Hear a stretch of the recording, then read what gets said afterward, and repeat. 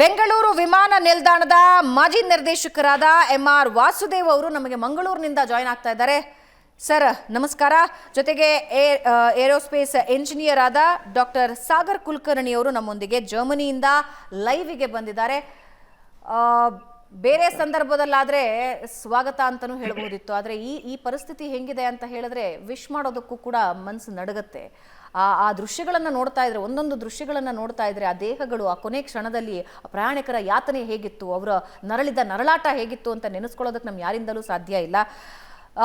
ನಮ್ಮೊಂದಿಗೆ ನಿನ್ನೆಯಿಂದಲೂ ಕೂಡ ಡಾಕ್ಟರ್ ಸಾಗರ್ ಅವರು ನಮ್ಮ ಜೊತೆ ಇದ್ದಾರೆ. ಏನಾಯಿತು ಅನ್ನೋದ್ರ ಬಗ್ಗೆ ಎಕ್ಸ್ಪ್ಲೇನ್ ಮಾಡ್ತಾ ಇದ್ದಾರೆ. ಸಾಗರ್ ಅವರೇ, ಇಲ್ಲಿವರೆಗೆ 4 ಕಾರಣಗಳನ್ನು ಇಟ್ಕೊಂಡು ಹುಡುಕಾಟ ನಡೆಸಲಾಗ್ತಾ ಇದೆ, ತನಿಖೆ ನಡೆಸಲಾಗ್ತಾ ಇದೆ, ಬ್ಲ್ಯಾಕ್ ಬಾಕ್ಸಿನ ಹುಡುಕಾಟ ನಡೆಸಲಾಗ್ತಾ ಇದೆ. ನಿನ್ನೆಯಿಂದ ನಿಮ್ಮ ಒಂದಷ್ಟು ಇನ್ಫಾರ್ಮೇಶನ್ಸ್ ಬಂದಿರುತ್ತೆ. ಸದ್ಯಕ್ಕೆ ಏನೆಲ್ಲ ಅನಲೈಸ್ ಆಗ್ತಿದೆ ಸರ್? ಸೊ ಈ ಕಾರಣದಲ್ಲಿ ಈಗ ತಕ್ಷಣದಲ್ಲಿ ಹೇಳೋಕೆ ಸಾಧ್ಯ ಆಗಲ್ಲ ಯಾವ ಒಂದೇ ಕಾರಣದಿಂದ ಈ ದುರಂತ ಆಗಿದೆ ಅಂತ.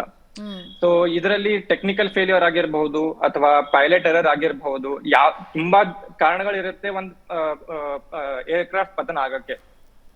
ಅದನ್ನ ಒಂದೇ ಕ್ಷಣದಲ್ಲಿ ಇದೇ ಕಾರಣದಿಂದ ಆಗಿದೆ ಅಂತ ಹೇಳಕ್ಕೆ ಸಾಧ್ಯವಾಗಲ್ಲ. ಸೊ ನೀವು ಹಿಂದ್ಗಡೆ ಆಗಿರೋ ಯಾವ್ದೇ ದುರಂತಗಳನ್ನ ನೋಡಿದ್ರೆ ಒಂದು ಏರ್ಕ್ರಾಫ್ಟ್ ನ ಇನ್ವೆಸ್ಟಿಗೇಷನ್ ಮಾಡಿ ಅದನ್ನ ಒಂದು ಕೊನೆ ಹಂತಕ್ಕೆ ತಗೊಂಡ್ಬಂದು ರಿಪೋರ್ಟ್ ಬರಿಬೇಕಾದ್ರೆ ಮಿನಿಮಮ್ ಟು ಮಿನಿಮಮ್ 6 ರಿಂದ 8 ತಿಂಗಳು ಅಥವಾ 1 ವರ್ಷ, ಇಲ್ಲಾಂದ್ರೆ ಒಂದೊಂದ್ ಪಕ್ಷದಲ್ಲಿ 5-6 ವರ್ಷನೂ ಆಗಿದೆ. ಅದು ಡಿಪೆಂಡ್ಸ್ ಆನ್ ಯಾವ ತರ ಕ್ರಾಶ್ ಆಗಿದೆ. ಈ ಸ್ಥಳದಲ್ಲಿ ಗೊತ್ತಿದೆ ಎಲ್ಲಿ ಕ್ರಾಶ್ ಆಗಿದೆ ಅಂತ. ಸೊ ಬ್ಲ್ಯಾಕ್ ಬಾಕ್ಸ್ ಹುಡುಕಕ್ಕೆ ಟೈಮ್ ಆಗುತ್ತೆ, ಯಾಕಂದ್ರೆ ಇಷ್ಟು ಸುಟ್ಟಿರೋ ಜಾಗ ಇದೆ ಎಲ್ಲ ಕಡೆ. ಸೊ ಅದನ್ನ ಇಷ್ಟು ಸುಟ್ಟಿರೋದ್ರಲ್ಲಿ ಕಾಣಿಸಕ್ಕೆ ಅಂತಾನೆ ಅದನ್ನ ಬ್ಲ್ಯಾಕ್ ಬಾಕ್ಸ್ ನ ಬ್ಲ್ಯಾಕ್ ಇರಲ್ಲ, ಅದು ಆರೆಂಜ್ ಕಲರ್ ಇರುತ್ತೆ. ಸೊ ಅದರಲ್ಲಿ ನಿಮಗೆ 2 ಮೇಜರ್ ಐಟಮ್ ಸಿಗುತ್ತೆ. ಒಂದು ಕಾಕ್ಪಿಟ್ ವಾಯ್ಸ್ ರಿಕಾರ್ಡರ್ ಮತ್ತೆ ಇನ್ನೊಂದು flight data recorder. Cockpit voice recorder ಅಂದ್ರೆ ಪೈಲಟ್ಗಳು ಅವರು ಯಾವಾಗಿಂದ ಟ್ಯಾಕ್ಸಿ ಮಾಡಕ್ ಸ್ಟಾರ್ಟ್ ಮಾಡ್ತಾರೆ, ಅಂದ್ರೆ ಗೇಟ್ ಇಂದ ಬಿಟ್ಟು ಅವರು ರನ್ವೇ ಹೋಗೋವರೆಗೂ ಏನ್ ಮಾತಾಡ್ತಿರ್ತಾರೆ, ಏರ್ ಟ್ರಾಫಿಕ್ ಕಂಟ್ರೋಲ್ ಅವ್ರ ಜೊತೆ ಏನ್ ಮಾತಾಡ್ತಿರ್ತಾರೆ, ಅದೆಲ್ಲ ಕಾನ್ವರ್ಸೇಷನ್ ರೆಕಾರ್ಡ್ ಆಗಿರುತ್ತೆ.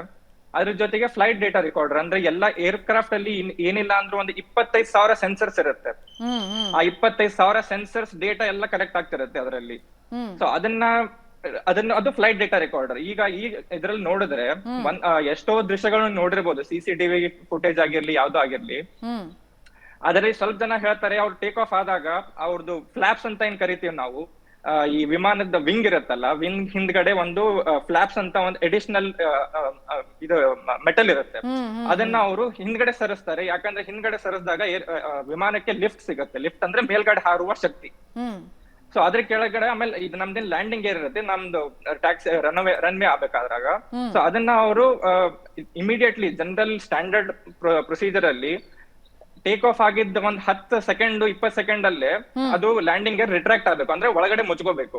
ಯಾಕಂದ್ರೆ ಅದಿದ್ರೆ ನಿಮಗೆ ಡ್ರ್ಯಾಗ್ ಅಂತ ಆಗತ್ತೆ, ಲೈಕ್ ತಡೆ ಮಾಡುವ ಶಕ್ತಿ, ಮುಂದಕ್ಕೆ ಹೋಗೋ ಏರ್ಕ್ರಾಫ್ಟ್ ಮುಂದಕ್ಕೆ ಹೋಗೋ ಶಕ್ತಿನ ಅದನ್ನ ತಡೆಯುತ್ತೆ ಲ್ಯಾಂಡಿಂಗ್ ಗೇರ್ ನ. ಸೊ ಅದು ಇಮಿಡಿಯೇಟ್ಲಿ ಒಳಗಡೆ ಮುಚ್ಕೋಬೇಕು. ಬಟ್ ನೀವು CCTV ಅಲ್ಲಿ ನೋಡ್ತಿರೋ ಫುಟೇಜ್ ಅಲ್ಲಿ ನೋಡಿದ್ರೆ ಲ್ಯಾಂಡಿಂಗ್ ಗೇರ್ ಇವನ್ 625 ಫೀಟ್ ಹೋಗಿ ಆಮೇಲೆ ಕೆಳಗಡೆ ಯಾವಾಗ ಅದು ಡಿಸೆಂಟ್ ಆಗ ಸ್ಟಾರ್ಟ್ ಆಗಿದೆ ಅವಾಗ ಕೂಡ ಲ್ಯಾಂಡಿಂಗ್ ಗೇರ್ ಹಂಗೆ ಇದೆ. ಸೊ ಈ ಲ್ಯಾಂಡಿಂಗ್ ಗೇರ್ ಎದಕ್ಕೆ ಒಳಗಡೆ ಮುಚ್ಕೊಂಡಿಲ್ಲ ಅನ್ನೋದು ಒಂದ್ ದೊಡ್ಡ ಪ್ರಶ್ನೆ. ಆಮೇಲೆ ಅವ್ರ ವಿಡಿಯೋಸ್ ಅಲ್ಲಿ ನೋಡ್ತೀರಾ, ಈ ಬೋಯಿಂಗ್ 787 ಅಲ್ಲಿ ವಿಂಗ್ ಕಾಂಟೂರ್ ಏನಿದೆ ತುಂಬಾನೇ ಫ್ಲಾಟ್ ಇದೆ. ಸೊ ಅದರಲ್ಲಿ ಸ್ವಲ್ಪ ಜನ ಹೇಳ್ತಾರೆ ಲೈಕ್ ಫ್ಲಾಪ್ಸ್ ಏನಂತ ನಾನು ಮೊದಲು ಹೇಳದ್ನಲ್ಲ, ಅದು ರಿಟ್ರಾಕ್ಟ್ ಆಗಿಲ್ಲ, ಲೈಕ್ ಪೂರಾ ರಿಟ್ರಾಕ್ಟ್ ಆಗಿದೆ, ಬಟ್ ಅದು ಫುಲ್ ಎಕ್ಸ್ಟೆಂಡ್ ಆಗಿರಬೇಕು. ಸೊ ನಿಮ್ಗೆ ಜಾಸ್ತಿ ಜಾಗ ಸಿಕ್ಕಷ್ಟು ಜಾಸ್ತಿ ಲಿಫ್ಟ್ ಫೋರ್ಸ್ ಸಿಗುತ್ತೆ. ಸೊ ಅದು ಸಿಕ್ಕಿಲ್ಲ.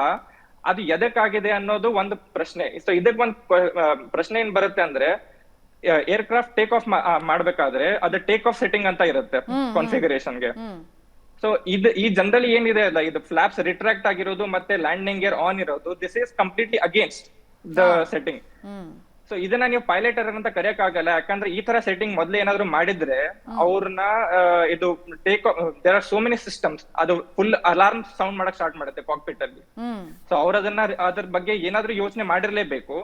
ಸೊ ಅದಕ್ಕೆ ಈ ಪೈಲಟ್ಗಳು ಯಾವ ಕಾರಣದಿಂದ ಅದನ್ನ ಲ್ಯಾಂಡಿಂಗ್ ಗೇರ್ ನ ಕೆಳಗಿಟ್ಟಿದ್ರು ಅಥವಾ ಫ್ಲಾಪ್ಸ್ ಎದಕ್ಕೆ ರಿಟ್ರಾಕ್ಟ್ ಆಗಿತ್ತು ಅನ್ನೋದು ಹೇಳೋದು ಈ ಜಂಕ್ಷರ್ ಅಲ್ಲಿ ತುಂಬಾನೇ ಕಷ್ಟ ಆಗುತ್ತೆ. ರೈಟ್ ಸಾಗರ್ ಅವರೇ, ವಾಪಸ್ ಬರ್ತೀನಿ.